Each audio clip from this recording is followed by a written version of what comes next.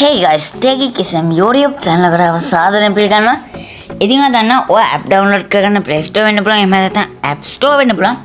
මේ application එකෙන් ඔය යම් කිසි app එකක් download කරොත් මේක කෙලින්ම download වෙන්නේ ඔයගේ phone එකේ තියෙන internal storage එකට. ඉතින් අද මම මේ වීඩියෝ කතා කරන්නේ කොහොමද අපි යම් කිසි application එකක් අපේ phone එකේ තියෙන external storage එකට එහෙම නැත්නම් අපේ phone එකේ තියෙන SD card එකටම download කරගන්නේ කොහොමද කියලා.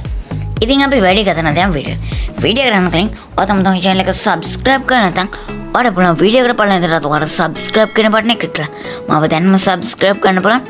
ඊට පැත්තේ තියෙන bell icon එක all කරලා තියාගත්තොත් මගේ වීඩියෝ එක upload කරපුවම අර notification එක මම මේක දැනගන්න හැකියාව තියෙනවා. ඉතින් අපි වැඩි කතා නැතිනම් වීඩියෝ එකට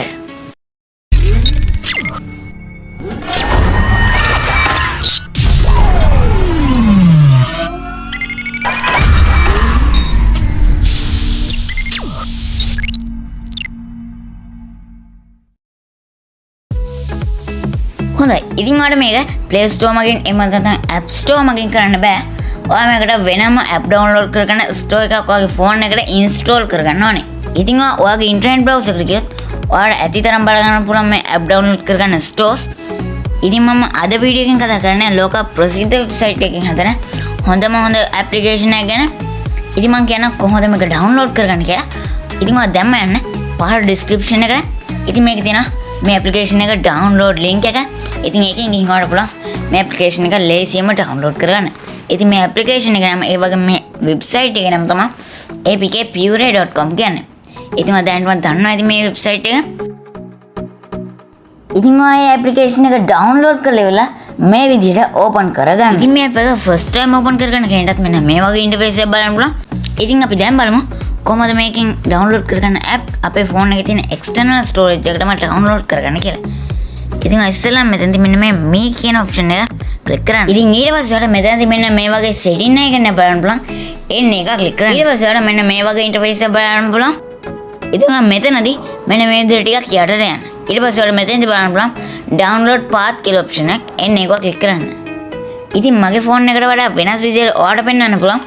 හැබැයි මම මෙතන මෙන්න මේ menu එකේ ඔයාගේ phone එකේ SD card එකේ තියෙන file එක ඔයා මෙතනදී හොයාගන්න ඕනේ. ඉතින් මම මෙතනදී මෙන්න මේ දෙවෙනි option එක click කරනවා. හොඳයි, දැන් අපි ඔක්කොම settings හදලා ඉවරයි. ඉතින් මම මේ විදිහට back වෙනවා. ඉතින් මම මෙතනදී මෙන්න මේ home කියන icon එක click කරන්න. ඊට පස්සේ ඔයාලා බලන්න මෙතනදී කැමති application එක search කරන්න. ඉතින් මම මෙතනදී search කරනවා Temple Run කියලා. ඉතින් ඔයාලා මෙන්න මේ වගේ interface එකකින් බලන්න පුළුවන් Temple Run ඔක්කොම game ටික. ඉතින් ඔයාලට කැමති game එකක් මෙතනදී download කරගන්න කියලා දෙනවා. ඉතින් මම මේ විදිහට එක game එකක් download කරගන්නවා. ඉතින් මම මෙතනදී මෙන්න මේ install කියන බටන් එක click කරන්න.